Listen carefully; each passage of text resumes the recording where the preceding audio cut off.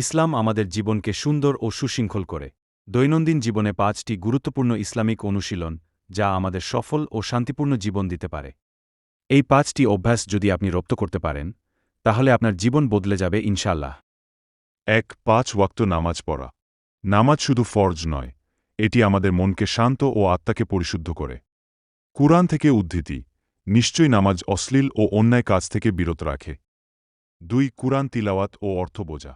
প্রতিদিন অন্তত ৫-১০ মিনিট কুরআন পড়ার অভ্যাস গড়ে তোলা। আয়াতের অর্থ বোঝার চেষ্টা করলে আমরা আল্লাহর নির্দেশনা বুঝতে পারব। এই কুরআন এমন এক পথনির্দেশ যা সবচেয়ে সঠিক পথ দেখায়। ৩ দোয়া ও আল্লাহর জিকির করা। সকাল বিকাল কিছু সময় আল্লাহর জিকির করা, যেমন সুবহানাল্লাহ, আলহামদুলিল্লাহ, আল্লাহু আকবার। কিছু গুরুত্বপূর্ণ দোয়া যেমন রিজিক বৃদ্ধির দোয়া, বিপদ থেকে রক্ষার দোয়া। তোমরা আমাকে স্মরণ করো, আমি তোমাদের স্মরণ করব। ৪ হালাল রিজিক ও ন্যায়পরায়ণতা বজায় রাখা। অন্যের হক নষ্ট না করা, সুদ ঘুষ এড়িয়ে চলা। রিজিক হালাল হলে জীবনও বরকতময় হয়। হাদিস, সত্যিকারের মুসলিম সে, যার হাত ও জবান থেকে অন্য মুসলিম নিরাপদ থাকে। সহিহ বুখারী। ৫ মানুষের প্রতি সদয় আচরণ করা।